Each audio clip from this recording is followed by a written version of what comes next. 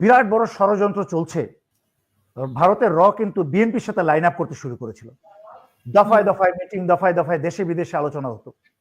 আর এই প্রক্রিয়ায় তো বাংলাদেশের এই মির্জা ফখরুল থেকে আরম্ভ করে তারপরে আরো যারা যারা বড় বড় চ্যাম্পিয়ন আছে, এই আব্দুল্লাহ আল মিন্টু থেকে আরম্ভ করে আরো যারা আছে, বেশিরভাগ তো ভারতের রয়ের পকেট, আওয়ামী লীগের পকেটে।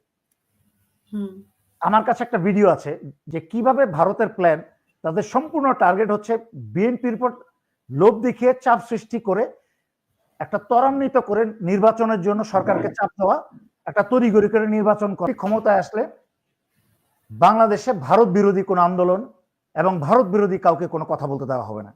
माने সেই স্বৈরাচারী শেখ হাসিনা मारा।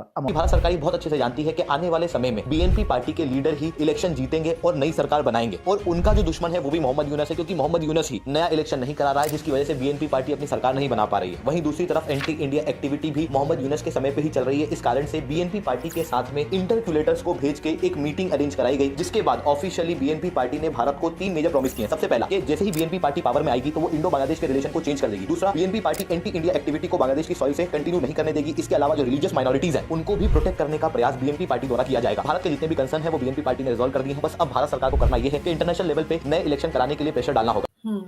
अच्छा, शेख हासिना এই কমিটমেন্টে আসতে মানে এই কমিটমেন্টটা না আসলে, আচ্ছা